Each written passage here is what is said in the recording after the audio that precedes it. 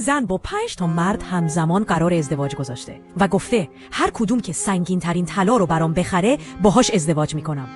یکی از خواستگارا هم چند کیلو طلا خرید و جلوش زانو زد فقط برای اینکه بتونه شوهرش بشه. وقتی ازش پرسیدن مگه این زن چی داره که همه دنبالش افتادن، فقط یه جمله گفتن: این زن رازی رو میدونه که کل دنیا دنبالشن، رازی که تونسته تمامی دردهای مفصلی، کمخونی و التهابات پوسوریازیس از بین ببره، جوری که دکترها میخواستن ازش شکایت کنن.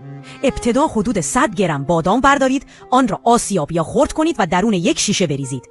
سپس شیشه را با عسل پر کنید تا بادام‌ها کاملا پوشیده شوند. بعد یک قاشق چایخوری دارچین و آب 1 عدد لیمو اضافه کنید. این کار اثر بخشی این ترکیب را تا 20 برابر افزایش میدهد. خوب هم بزنید، حالا ماجرای شما آماده است. نامردی نکن، بفرست برای رفیقای مهربونت.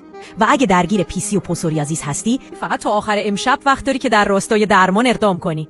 پس همین الان کلمه سلامت رو کامنت کنی.